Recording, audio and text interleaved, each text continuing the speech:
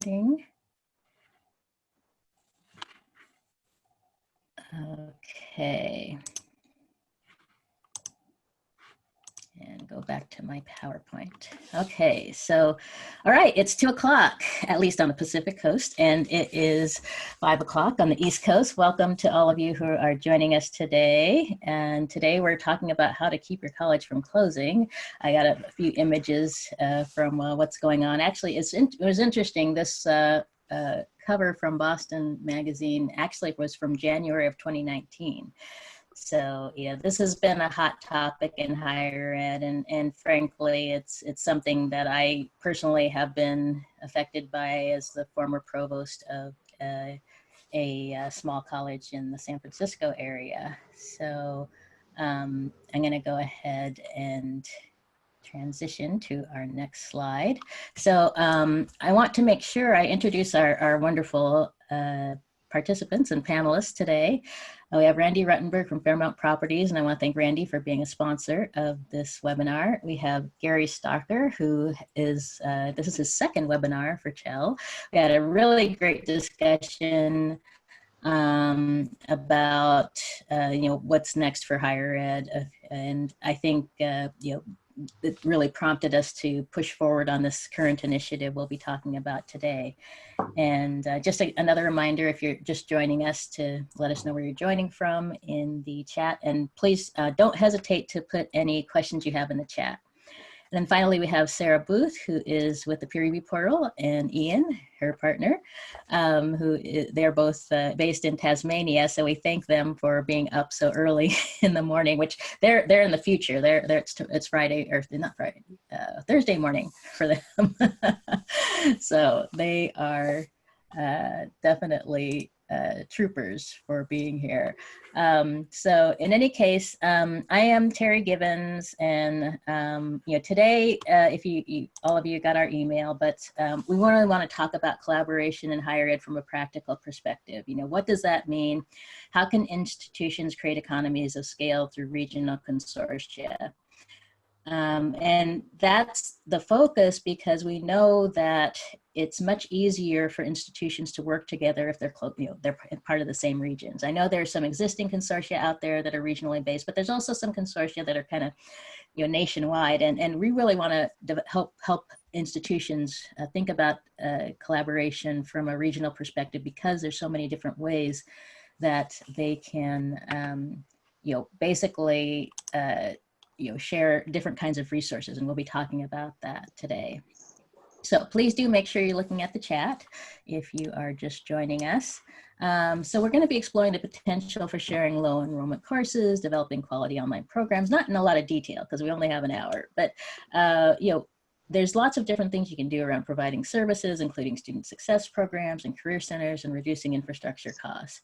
And I really want to emphasize the fact that, well, our panelists today are all higher ed insiders who are committed to preserving some of the most important institutions in our communities. And it's not just for small colleges, obviously. There's lots of tips here that I think are going to be just as important for larger institutions.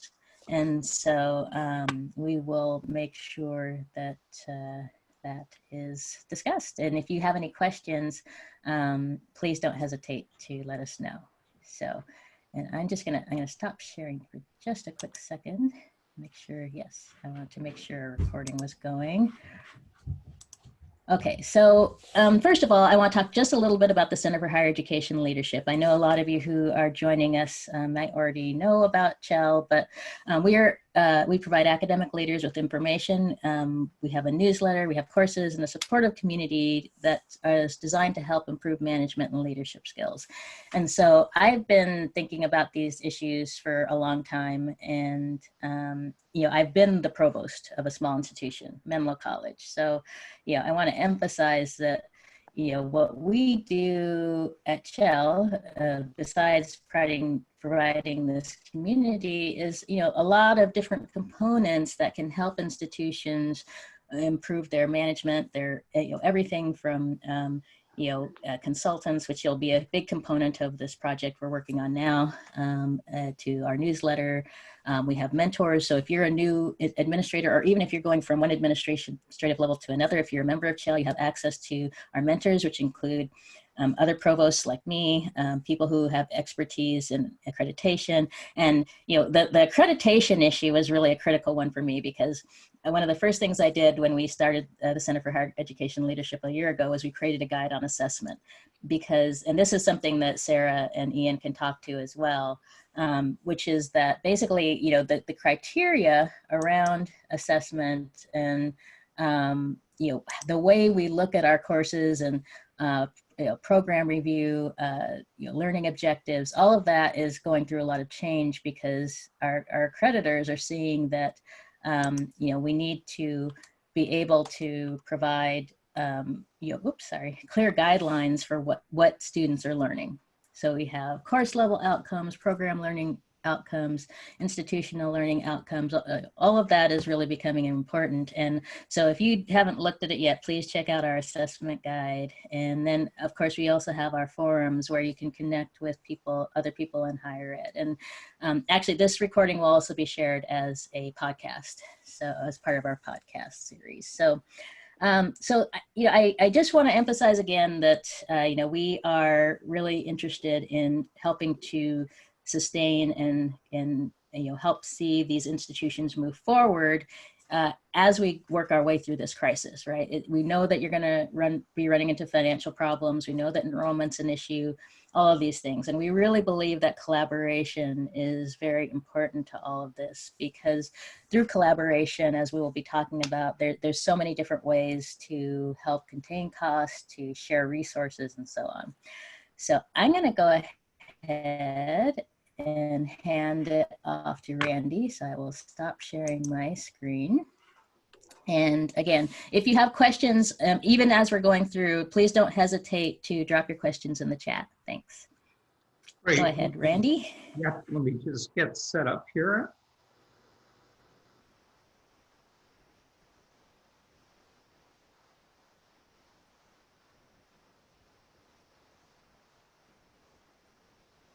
Okay, let me get my screen larger.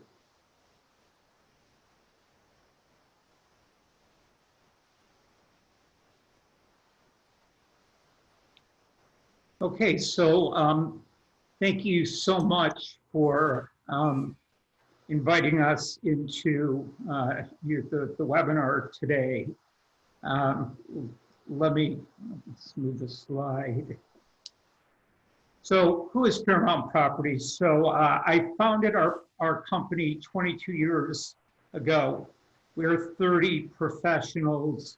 Our platform is through North America. We're a fully integrated company, so we can take projects from conception all the way through completion and operation. We've got construction, financing, legal, marketing, all kind of under one roof.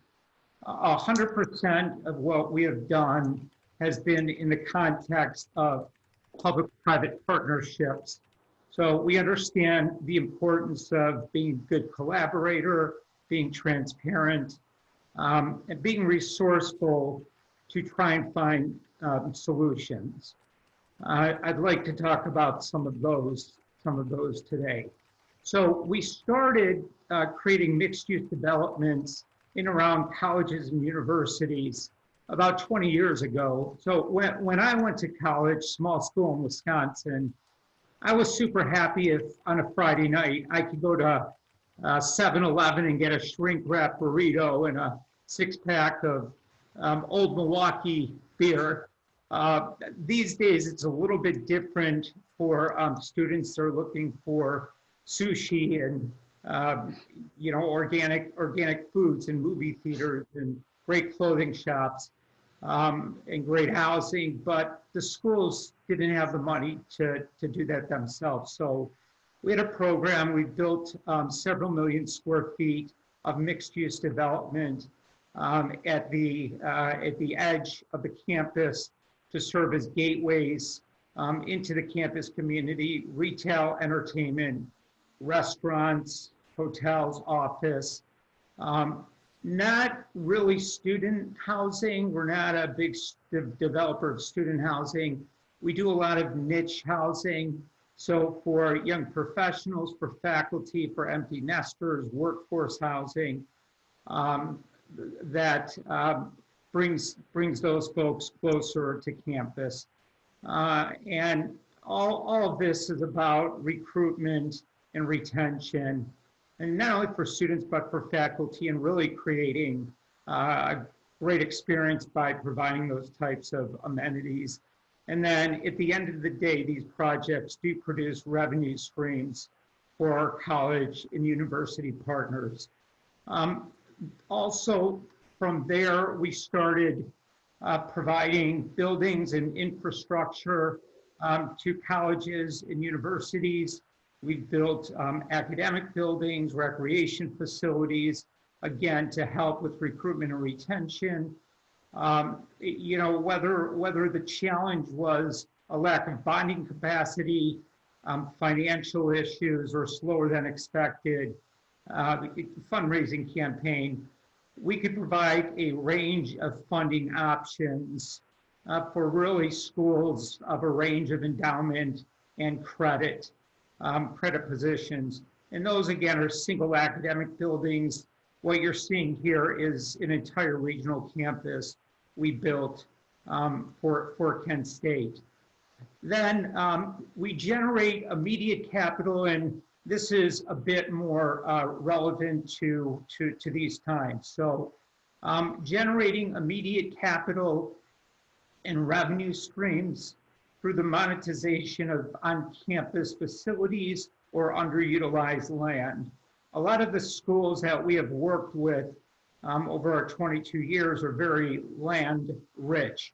So we're able to either purchase or facilitate the purchase of that land or outlying buildings, reposition those for other things, and provide capital for immediate operational needs to fill gaps in revenue, to be able to build future reserves, strengthen endowments, and to help satisfy debt obligations. Our campus finance team has worked with over 200 schools in every conceivable financing or sale-leaseback structure out there. And again, we've been able to help schools at every spectrum of the credit and endowment position. So, you know, unfortunately, these days we're dealing with campus closures. We certainly hope that that is not an issue for you, but you're not alone if you're facing a campus closure. And we certainly have the experience and tools to assist you with this difficult but necessary process. We all know the challenges that we're facing: increased tuition discount rates, smaller pool of 18-year-olds that were difficult already. COVID-19 certainly exacerbated a lot of the challenges, but so we can be helpful if you are an operating campus by creating recruitment and retention tools. We could help you bring to life buildings on campus that, but for these solutions, you might not be able to do right now. We're working on building a new College of Business for school, a performing arts center. We've built multiple medical type buildings for medical schools, garages, etc. So, and then of course, if you are faced with the difficult decision of having, so all those things are kind of helping you to stay open. Then if there is a decision to close a campus, we have an entire platform that could help you maximize the sale of your campus assets. So I try to be brief, cover all our services, and I'm happy to answer any questions when the time's appropriate. Thank you.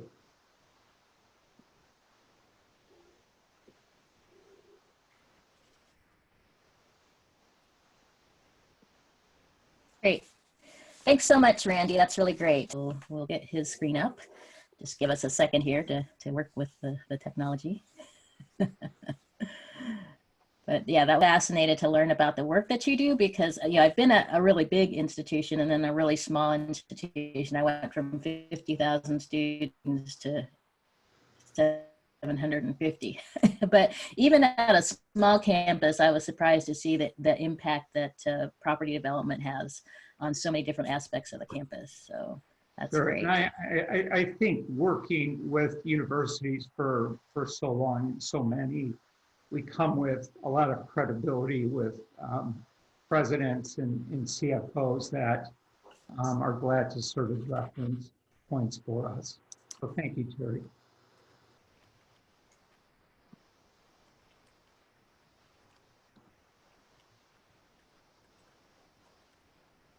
Yep.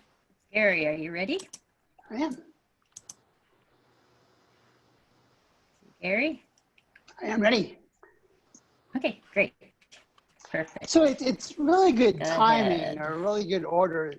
It's a really good order that Terry has set up here, because if you listen closely to what Randy shared, it really provides a basis for any small private college, small or large, to get started.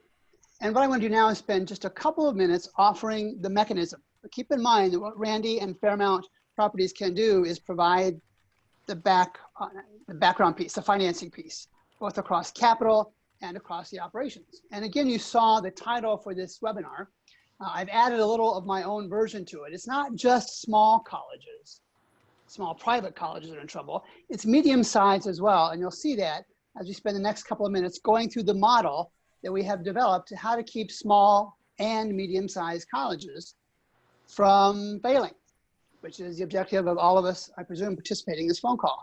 And here's just some key components. And I'm not going to read the bullet points to you. I'm just going to highlight a couple. And the first one is the most substantial. And some of the work that we have done suggests that any kind of alliance, you'll see the types here in a minute, it's not big enough, it's not scalable if it's done in onesies and twosies. Our premise is 10 or more private colleges, and I'll show you some numbers behind that in a minute, need to come together to form some form of alliance. And you can see the essence of this is no college loses its identity. The name remains, the school colors remain, the mascot remains. It's just a form of bringing more than 10 together to form one. 1,000 different details in the middle, but that's the essence of what's going on.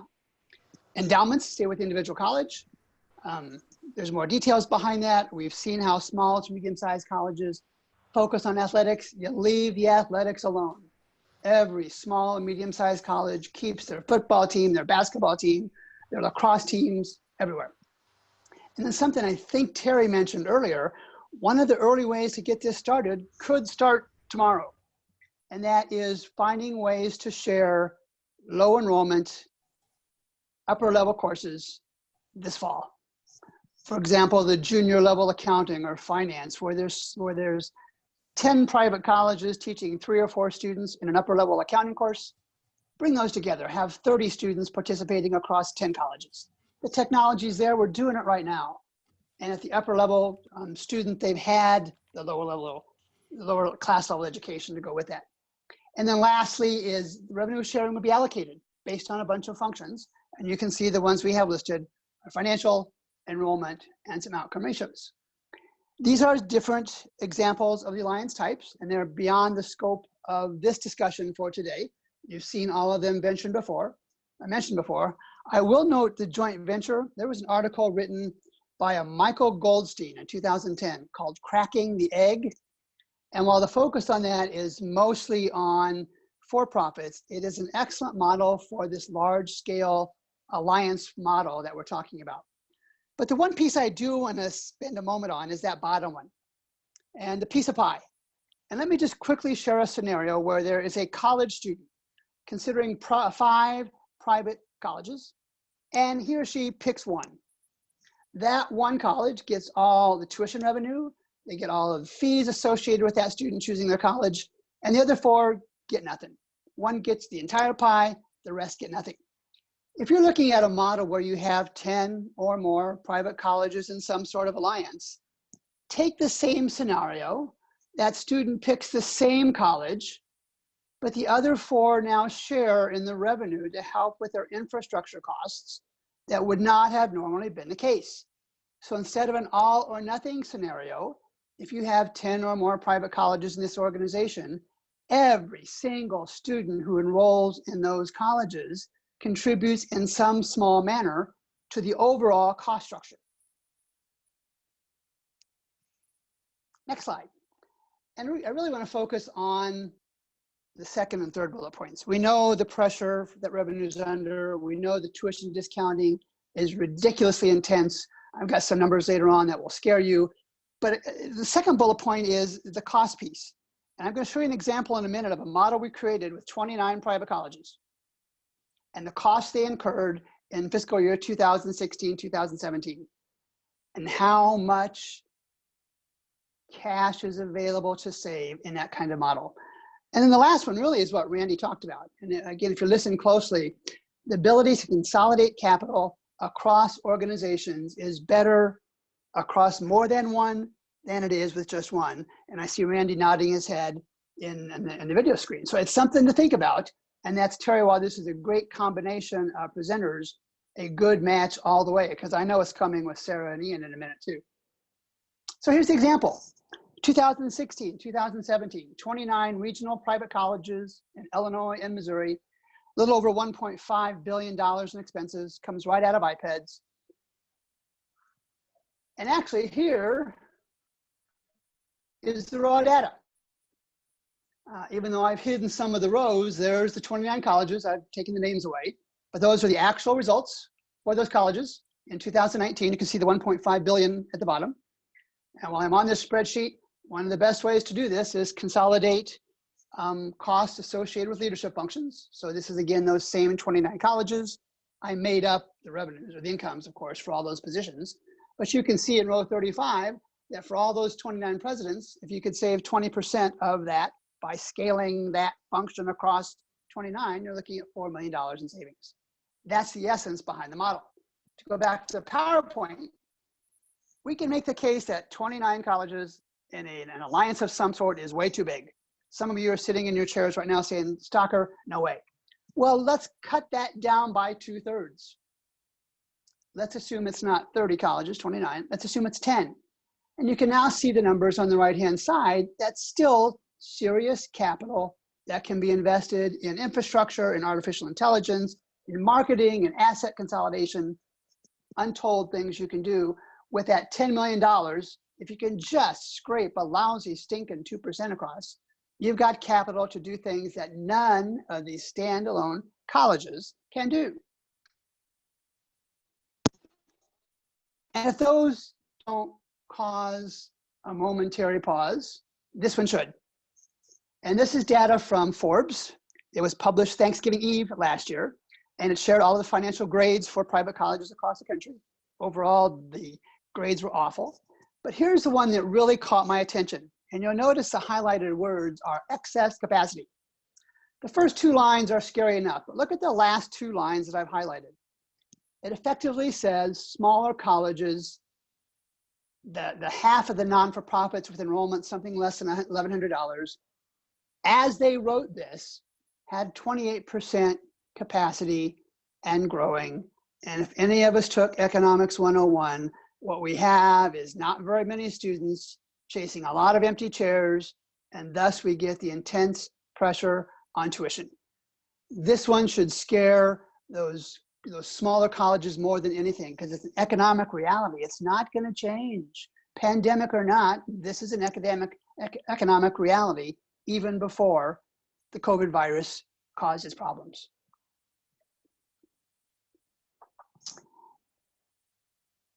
You've got to be upfront and honest. There's bad things that are going to happen, bad things that are happening now, and you can see the list on the screen.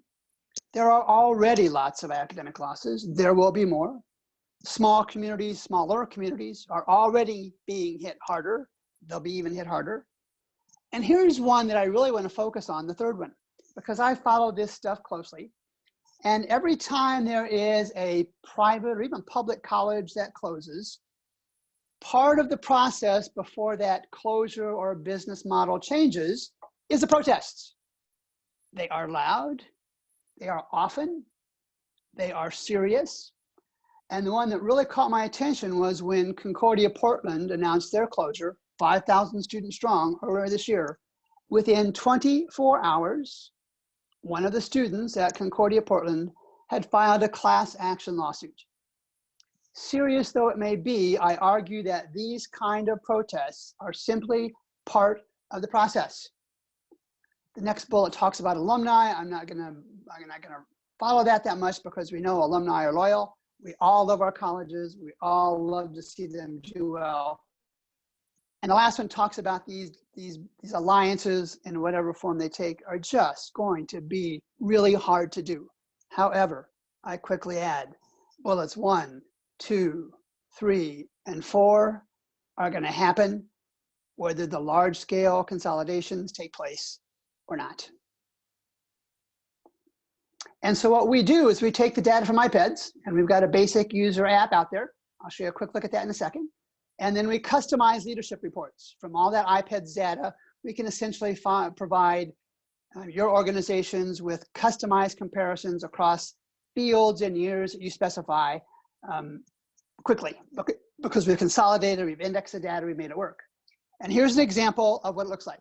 This is my next to last slide. And I've again blanked out the colleges. But from the College Viability app, I pulled some colleges from Michigan, Iowa, and Minnesota. And just look at the scary numbers in 3 of those 6 columns. Look at the enrollment change. 2/3 of those colleges from a report I did a couple weeks ago had negative enrollment, not over 1 year, over 6 years. That, ladies and gentlemen, is a pattern. Look at the columns on core expenses and core revenues. In most cases, the rate of change in core expenses exceeded the rate of change in core revenues. These colleges spent more than they earned in revenue over the course of 6 years. That's a trend. And then finally, I'll give you a second look at this slide before I go to my last one, is I have had folks ask me on a regular basis, Gary, just give me a prediction. Which ones are going to make it? Which ones are not? And really hesitant to do that. There's no model that anybody would ever accept. It is a risky proposition to do that for the community and college involved, for the students involved, and all those. But if you really pressed me and said, Gary, if you had to pick one item, what would it be? And what you see on your screen now, and Terry, this is my last slide, is these are the 3 private colleges who have most recently either announced their closure or an imminent possibility of such. This data doesn't come from iPads. This data comes from their audited financial statements, and it shows the net cash from operations. And you can see in each and every case, it's a negative number. A single year of negative cash from operations is not itself an indictment, but when you start to see a pattern, this is the one item I would pick. And you can't do it in an automated format. You've got to go pull that audited financial statement, and I use the Federal Audit Clearinghouse to show which ones, and this is most recently from the fiscal year 2018, 2019. Guys, there's a pattern. Terry, I'll turn it back to you. There you go. Okay, thanks, Gary. Let me ahead unmute myself there. I'm typing questions or answering questions in the chat while we go along. Okay, so I'm going to hand it over to Sarah and Ian. And please reintroduce yourselves and tell everybody what you guys are doing. Agreeing with Randy and Gary. Yes, we're both agreeing with Randy and Gary. Actually, a point with Randy, we're in Tasmania. It's a regional, it's a single state university. And one of the ways that the senior executive would measure student retention, particularly because we have different campuses and a couple of them are regional, is they would count the number of cars in the car park. And that was taken seriously because it was about building a community. And Gary's comment about core expenses, one thing that has driven us is Ian will say to people. That's my role. I couldn't believe you were so accurate, Gary. Was how much do you spend around course accreditation review? And what's their answer? They've got no idea. They have no idea. And also their accounting system, their own costs. They have an accounting system which says that they're actually charging one thing, but actually it's costing them so much for consultants and all these other areas. The cost of education and accreditation is through the roof. Yes. So what you're saying, Gary, with evidence is so accurate. So am I showing the full screen or only a part of the screen? It's actually showing the speaker view. I'm not sure why, but Oh, okay. I don't know why either. you may just want to go back to the regular PowerPoint screen and do it that way. Sometimes the setup is not exactly right, but in any case, yeah, there's a lot of overlap between some of the different components we're talking about. There we go. So what we wanted to do is share our experience and how we can support you in relation to developing regional college collaboration. Ian will come in. Ian's role is CEO of our company, and also he does the business development and the business side and the IT development. So it's been critical for us, and he leaves all academic to me. So I'm quite happy about that. Makes two of us. It's not moving. Okay, next. Okay, so just to give you a quick overview, what we would like to do is show you the portal itself. But just to give you some information about us, we have one product, which is Peer Review Portal. It's a cloud-based review management system. And one of the key gaps we found in the sector in my previous role at the University of Tasmania, I used to work with the Provost and the Deputy Vice Chancellor, was bringing data together and being able to look at whether it was a course accreditation, professional accreditation, a school review, student reviews, etc. What could we do with the data and how could we use it for improvement? And so we have developed the portal through sector feedback. It has been, what, 6-7 years process. We have a range of different review types that we have developed in collaboration with the sector, and we have 4 key services, which we'll go into. But it's more about review management service, benchmarking service, external review of assessment, and academic policy review. And all of these are based basically around collaboration. Now, some key facts about the portal. Well, I suppose what we should say is, in keeping with Randy and Gary, we think the cost of education, the cost to do all this was ludicrous. When we first started to do a benchmarking project, it was, say, for example, $7,000 Australian, which in your case was about, what, $989. Was it? No, yeah, that's about right. Yeah, about $4,600, I think, is in American dollars. So we reduced the price hugely on a big project, but on everyday using this, the prices, which we'll go into shortly, where it says $90 there, which is about what, $59? $57. So the costs have been reduced marginally. So I asked you people, what's it costing all these institutions to do accreditation? I asked anyone, and I come across this regularly, the cost of it is huge. We'll go into it later, but you'll see the difference in costs. So we've currently got 187 higher education institutions registered on the portal from 9 countries, and there's over 1,750 registered users. And what our focus is, and this is why we really enjoy working with Chell, is about collaboration and collaborating across networks.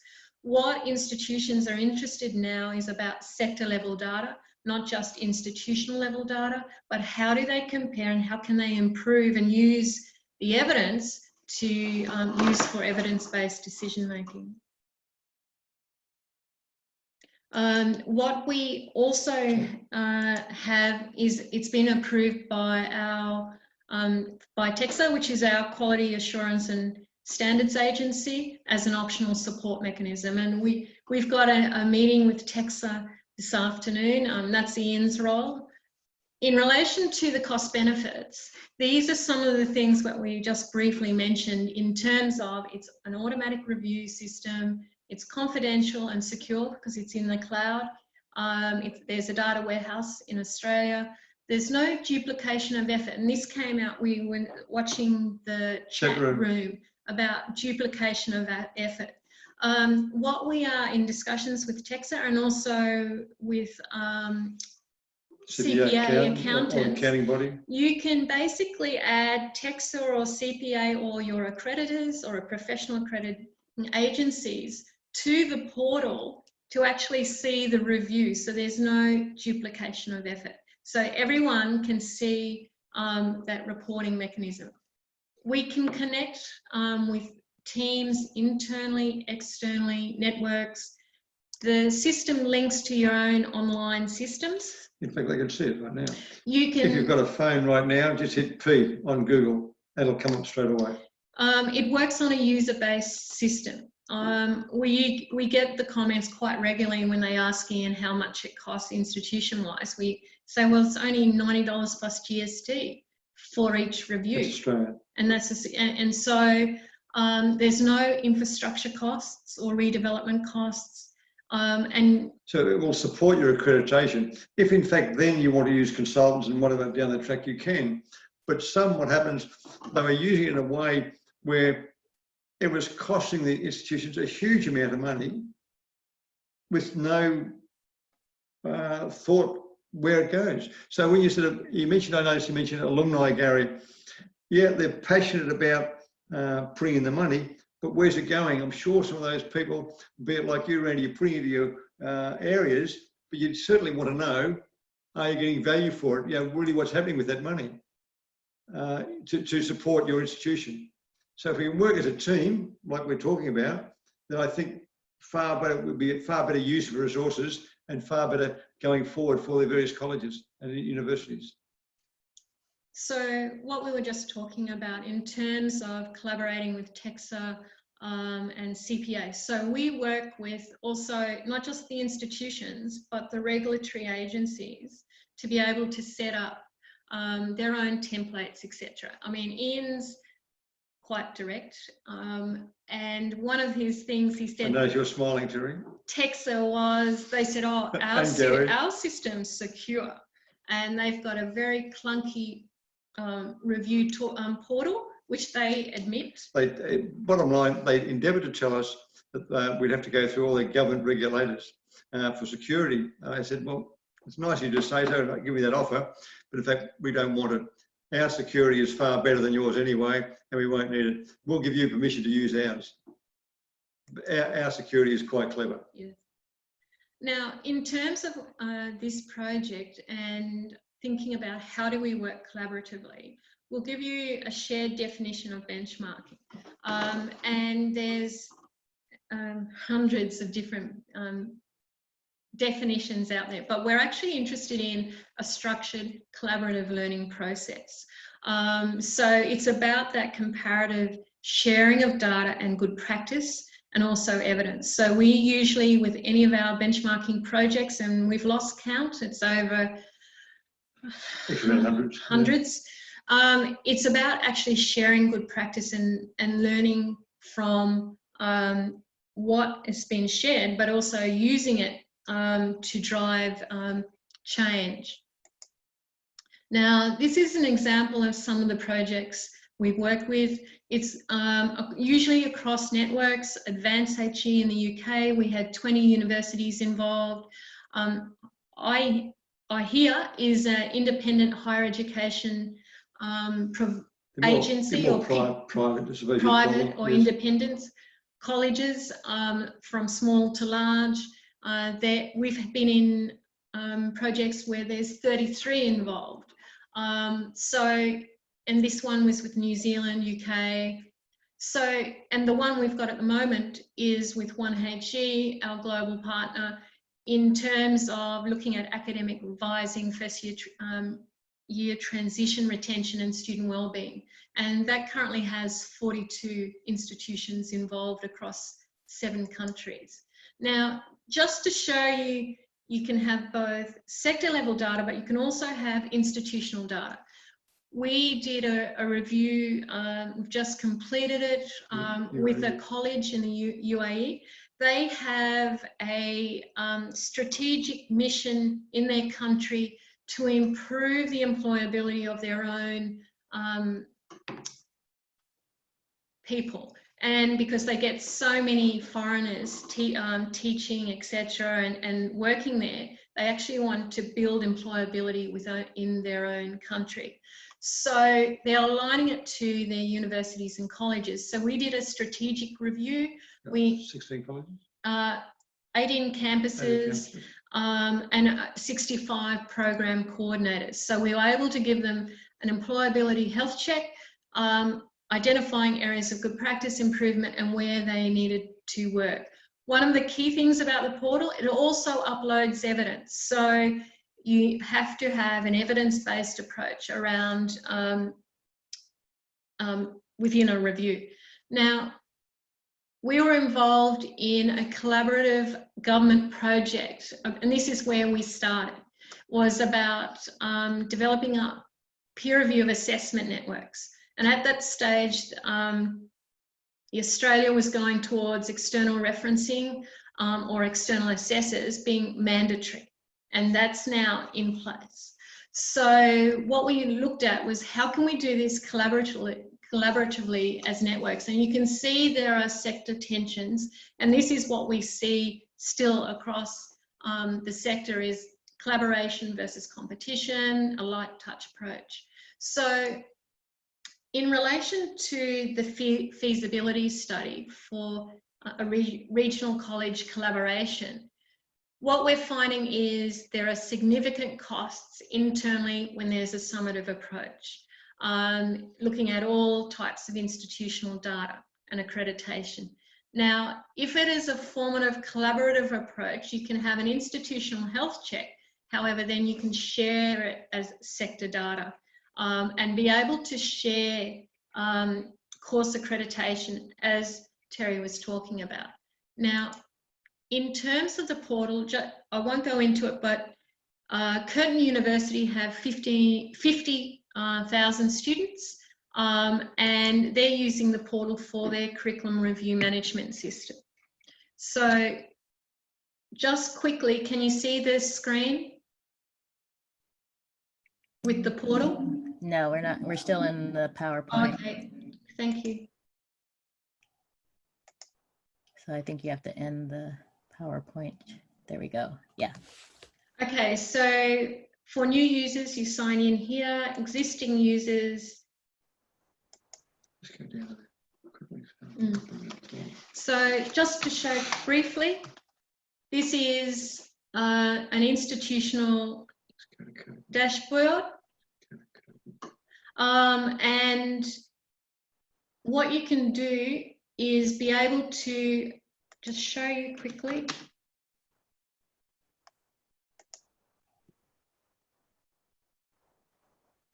A project where you can add collaborators. So this could be your accrediting body, etc. And you can get various reports. Now, Curtin, if I go back,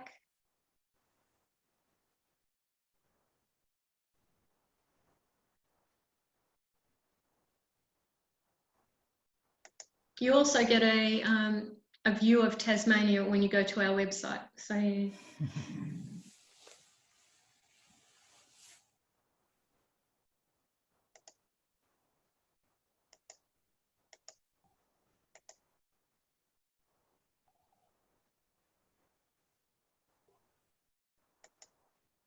So one of the things with the portal is that each project has a unique URL that you can cut and paste. So you can see here, these are all the courses for Curtin.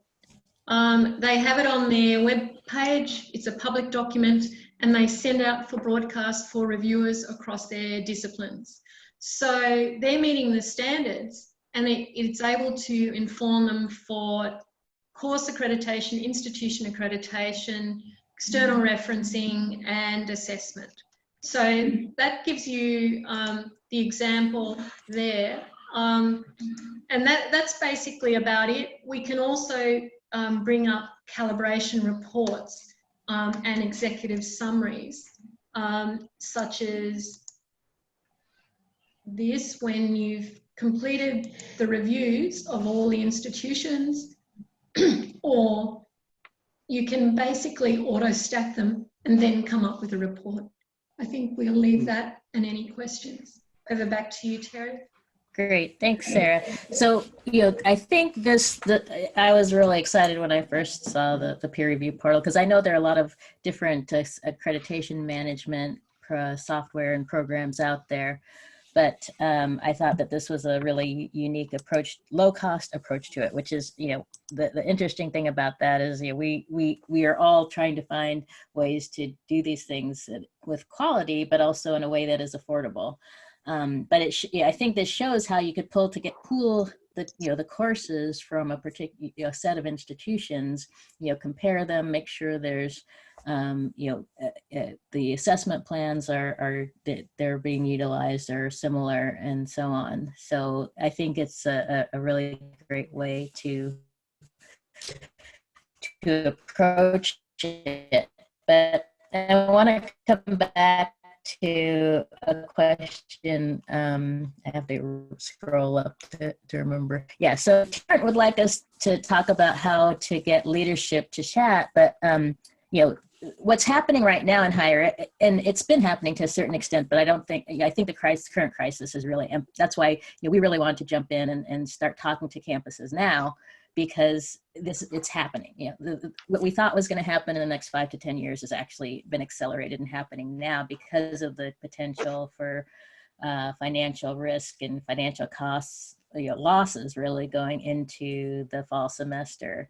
And we've already seen a few institutions that have announced that they're closing. San Francisco Art Institute in my area, Notre Dame de Namur. But anyway, Gary, do you want to elaborate on what you had to say there? Well, and this really is, there's a negative component when you talk about a college closing, but really what we're talking about is the first mover opportunity. Just try and envision in your own worlds, if your organization was no longer a single parochial organization, but part of a group of 15, the advantages you would have in marketing, the advantages you would have in offering courses and degrees, and finding talent because you'd be able to pay them more.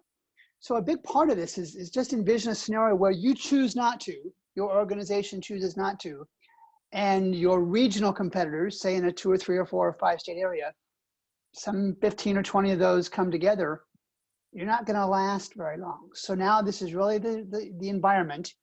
Use this acute trauma to push what might not normally be the case over 5 years to happen in a matter of months, because somebody will. I don't know who, but somebody will, Terry. Mm-hmm. Absolutely. I think it's there's various ways to look at this. I mean, partly it's an opportunity. I mean, it's obviously this is not the best time to want to be thinking about this, because of course there's the emotional and other aspects of it. But as institutions, it's our responsibility to step up and say, how are we going to make the best? Somebody mentioned, having this be student centric, and that's exactly my approach is. How do we set things up in a way that provides the best opportunity for our students? And I wanted to make sure I mentioned, we have these demographic shifts. If you guys follow Brian Alexander, he was at one of our first webinars, he's a futurist who has been looking at these trends and talks a lot about the different scenarios for higher ed, and that's kind of his job as a futurist. But also just looking at the demographic shifts, we all know there's a decline in the number of students graduating from high school, but to be honest, the way I look at it is there's a lot of opportunity out there, especially now. There's a lot of people who are going to want to be get new training, come back and finish their degree, all of those kinds of things that could potentially create even more opportunity to bring students in. And the question is, how do you set yourself up to be prepared for that kind of approach to education? And I know if you spend any time at all on LinkedIn, I know there's a bunch of us who do, but there's a lot of discussions going on that I don't necessarily think a lot of us who are kind of coming out of the faculty and so on are paying much attention to. And so I think that, it's important to start paying attention to where people are looking at for innovation. And so one of the components of this, collaboration is to look at innovative ways to approach teaching and learning for students and student success, and ways to create courses that are getting the outcomes that we want to see, outcomes-based education. There's just so much that can be considered in this process. And so this is just the beginning, right, for us. We are all, committed to helping any institution that wants our help. And, like I said, we know that there are some critical components of this, but we're also very open to, different ideas that might, be able to help an institution, get, and a set of institutions in particular, get to that next level of, serving students, basically. So let's see. I want to make sure I come back to our other questions. And if anybody else has questions, please feel free to jump in. And I know there was, did anybody else, Randy or Sarah, want to jump in on the leadership mindset issue? Okay, I think Gary and I covered it. Sorry, Taryn, I'm trying to go back and see if I missed any questions. So Terry, while you're looking, let me just go to something that Sarah talked about a minute ago. She was showing on their application that list of courses that was being audited for some kind of accreditation process. There's another use for that. And we talked a couple of minutes ago about colleges, private or public, sharing courses. Mm-hmm. Well, what better way than to have a list of the courses that Sarah showed you in that portal across 10 or 15 or more organizations? You would have a powerful data source to be able to do learning AI that you can't do as a single 500 or 1,000 student college, Terry. Mm-hmm. Yep, absolutely. And I want to mention, we've kind of touched on some of these issues around assessment and so on. And I know we all deal with different accreditors here on the West. In California, we deal with the WASC and their SACs and various other accreditors. And so one of the things that will make this interesting is working with the different accreditors, because they're going to have different approaches to this. But I know that certainly with WASC, we had a lot of emphasis on assessment, and that's why I was excited about the peer review portal, because it allows for ways to be tracking those. And then, again, the nice thing is with the collaboration, you could be tracking those across campuses. So the faculty, and again, not only does this have to be student-centric, it has to be faculty-centric. And one of the ways to think about that is that you can bring these things together. So if you can even bring the faculty together around particular courses and say, okay, we're going to come up with our program learning and course learning objectives, together, and then have those on the portal so that everybody has access to them and can say, okay, do these courses meet the requirements of the collaboration or the consortium? And we're throwing, the terms alliance, collaboration, consortium, they all have different, they have similar meanings, but what we're talking goes beyond just the typical consortium, because, for example, there's a consortium in Washington, D.C. of all the institutions in the area. Well, there's not a lot of activity there. It's not like they're sharing courses, but then you can look at the Claremont colleges, Pomona and Harvey Mudd, Claremont, et cetera. And they have a very interesting setup where you can take classes at the different institutions. It's similar to what we're talking about. But Gary, you want to follow up? Yeah, and when you think about the different kinds of consortium, and I know that was one of the questions on the list, keep in mind that any type of alliance a small to medium-sized private colleges chooses to pursue must make a material impact on their finances. One of the alliance options was shared services.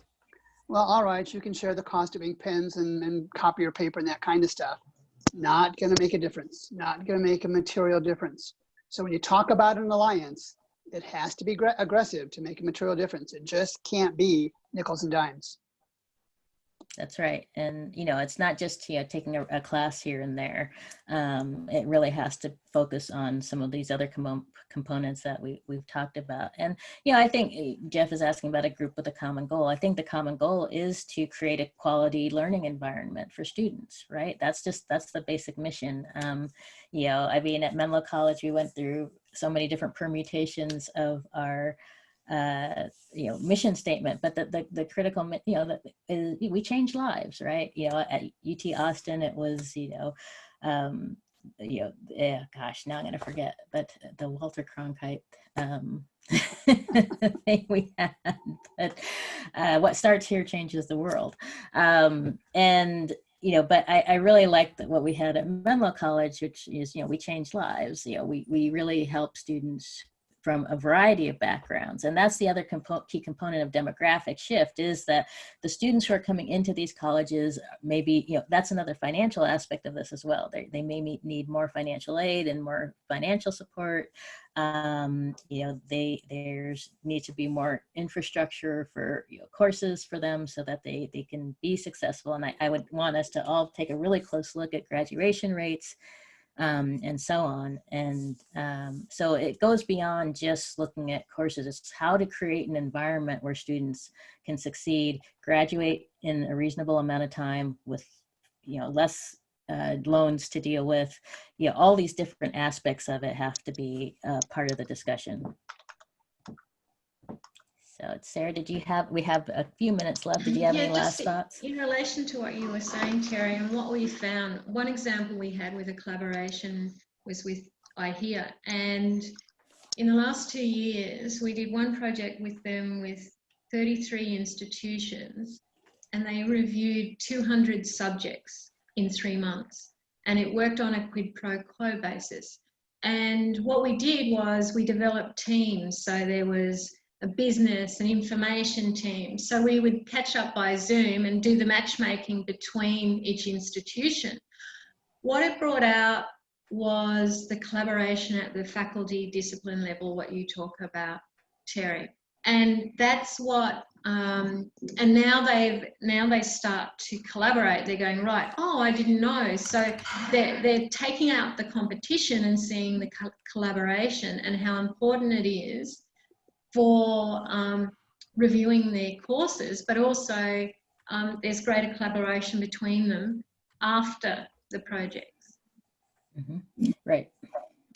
And Randy, we've got 2 minutes. You want to jump in with any last thoughts? I think, thanks, Terry. As these collaborations evolve, some may lead to mergers. We're working with within an area. There are 3 Catholic colleges within about a 3.5 mile radius. And there probably only needs to be 1 Catholic college.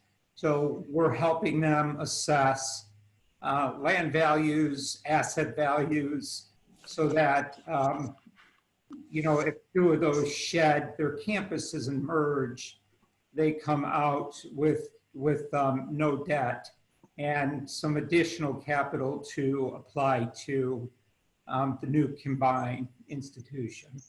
Mm-hmm. Yep, that's exactly the kind of thing we're looking at. All right, Gary, we got 1 minute left. You get the last word. Terry, I am taking the rest of the day off. Thank you very much. I appreciate the participants. I'll let you wrap things up. All right, perfect. So I'm probably going to take the rest of the afternoon off as well, but we are very much open to talking to anybody who's interested in you know, pursuing this further. So, you know, please reach out. You can email me, tgivens@higheredleads, or Jordan at Higher Led Leads, and we'll set up a meeting for you guys. And we really appreciate you joining us today. It's been a really interesting discussion, and I hope that we touched on some areas that you're even more interested in, because we'll be pursuing these as we go forward. And there's lots more to discuss. So watch out for our next few webinars. We have one coming up next week, which is our regular Thursday webinar at 9 a.m. And we'll be discussing digital content management, which is another thing that could be done on a collaborative basis. So thanks to everybody, and have a wonderful afternoon. Thank you. Bye. Thanks, everyone. Thanks, everyone.